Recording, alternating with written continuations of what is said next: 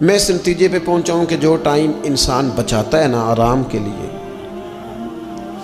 اس time میں بے پناہ سستی اسے گھیر لیتی ہے۔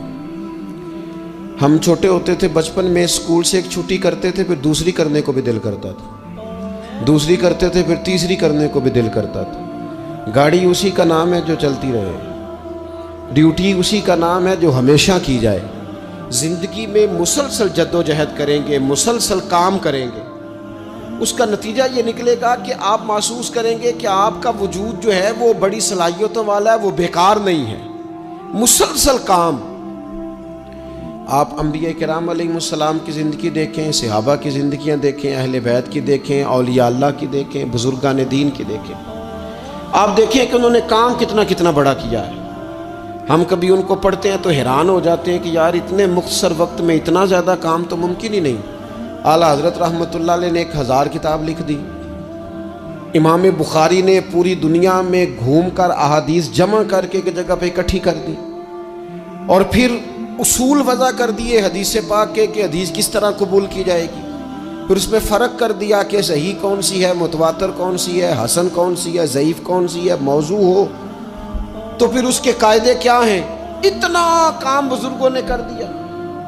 جد و جہد تھی زندگی میں، مسلسل ڈیوٹی کرتے تھے۔ جب مسلسل کام کرتے ہیں نا، نبی پاک صلی اللہ تعالیٰ علیہ وسلم نے فرمایا جو آدمی محنت کرے، کوشش کرے اور شام کو تھک کے سو جائے، اللہ اس کے پچھلے گناہوں کو معاف فرما دے گا۔ تو چلتے رہیں، جد و جہد کریں، ہمت کریں، کوشش کریں۔ کبھی کبھی یوں ہوتا ہے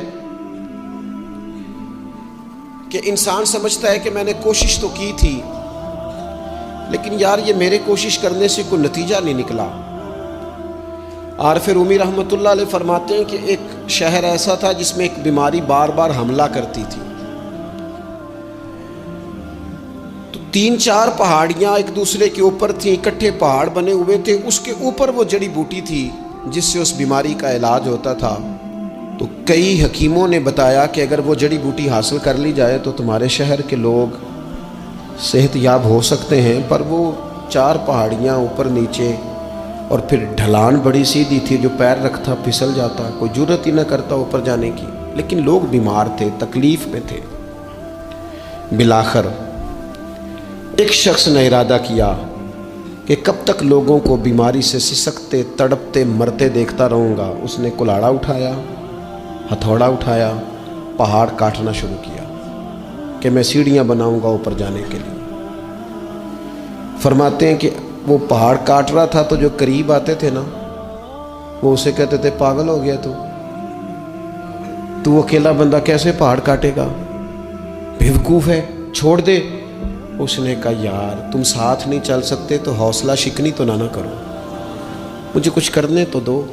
سالوں لگ گئے، ایک پہاڑ کاٹ کے سیڑھیاں بنائی اس نے، پھر دوسرا پہاڑ شروع کیا، پھر سالوں لگ گئے، اور 2 پہاڑ کاٹے تھے، بڑھاپا آ گیا، بیمار ہو گیا، موت کا وقت آ گیا۔ اب چونکہ سیڑھیاں بن گئی تھی تو 2 پہاڑ کٹ گئے تھے، وہاں تک لوگ آنے جانے لگے تھے۔ این اس وقت جب وہ دنیا سے جا رہا تھا پھر بھی کچھ لوگ حوصلہ شکنی کر رہے تھے، اسے کہہ رہے تھے خدا کے بندے کیا نتیجہ نکلا۔ کچھ لوگوں کی ڈیوٹی ہوتی ہے اپوزیشن کا کردار ادا کرنا، وہ ہر موقع پر حوصلہ شکنی کرتے۔ اب اس پر آخری وقت آ گیا ہے، باوجود اس کے کچھ لوگوں نے جا کے کہا کیا نتیجہ نکلا جی، تیرے اوپر موت کا وقت آ گیا ہے، تو اوپر تک تو جا نہیں سکا، فائدہ کیا ہوا؟ وہ کہنے لگا بیوقوفو تمہیں پتہ ہی نہیں میں کامیاب ہو کے جا رہا ہوں۔ انہوں نے کہا کس طرح؟ کہنے لگا میں نے آدھا سفر آسان کر دیا ہے، اب جو میرے بعد آئے گا نا اسے 0 سے نہیں شروع کرنا پڑے گا، میں نے آدھا سفر اس کے لیے آسان کر دیا۔ وہ تیسرے پہاڑ سے شروع کرے گا، 2 کاٹے گا تو جڑی بوٹی تک پہنچ جائے گا، لوگوں کو شفا ہونے لگے گی اللہ کے فضل سے۔ ہم پتہ کیا کرتے ہیں، بالخصوص میرے وطن کا رواج یہ ہے کہ لوگ آدھا سفر بھی آسان کرنے کو تیار نہیں، وہ کہتے نہیں سارا ہی فلانا کرے گا۔ جتنے انبیاء دنیا میں آئے نا میرے دوستوں وہ سارے کامیاب گئے، لیکن کسی کے ساتھ 4 امتی، کسی کے ساتھ 10، کسی کے ساتھ 100، کسی کے ساتھ 200، لیکن نبی کامیاب گئے۔ کیوں؟ کہ اللہ تعالیٰ نے جو ان کے ذمے ڈیوٹی لگائی تھی وہ ڈیوٹی انہوں نے پوری ذمہ داری سے سر انجام دی. اس ڈیوٹی میں انہوں نے کبھی کوئی کمی دکھائی تو اپنی زندگی میں جد و جہد کریں, کام کریں, بیٹھ کر صرف بات نہ کریں, تنقید نہ کریں, بیٹھ کر صرف منصوبہ بندی نہ کریں. اور میرے ملک میں بالخصوص یہ کام ہوتا ہے, تبصرے کرو, چینل کھولو, تنقید کرو, اندر کی خبر لے کے آؤ, کوئی کہانی سناؤ, کوئی نئی سٹوری بناؤ, لیکن کام نہ کرو.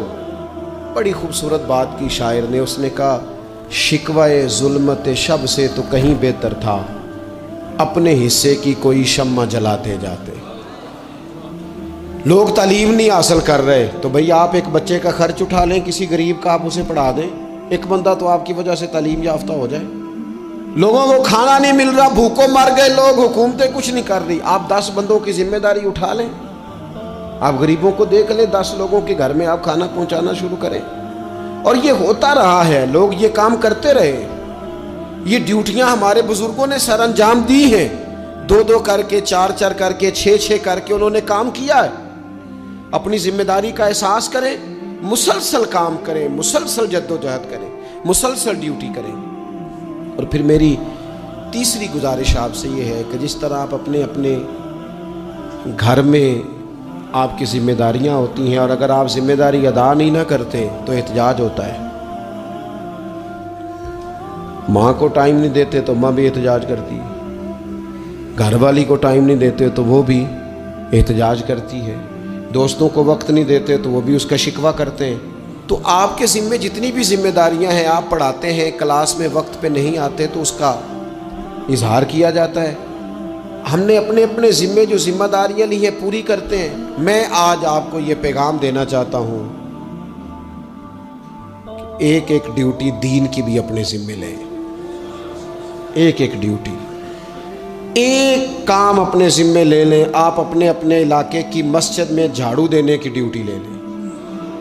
آپ یہ ذمہ داری لے لیں کہ مجھ سے کچھ نہیں ہو سکتا تو میں ہفتے کے بعد مسجد میں جاؤں گا اور قرآن مجید کو میں صاف کر کے, جھاڑ پونچھ کے, ترتیب کے ساتھ مرتب کروں گا. مجھے اگر ناظرہ قرآن مجید ٹھیک پڑھنا آتا ہے تو میں 10-11 بچوں کا روز سبق سنوں گا, آگے پڑھاؤں گا.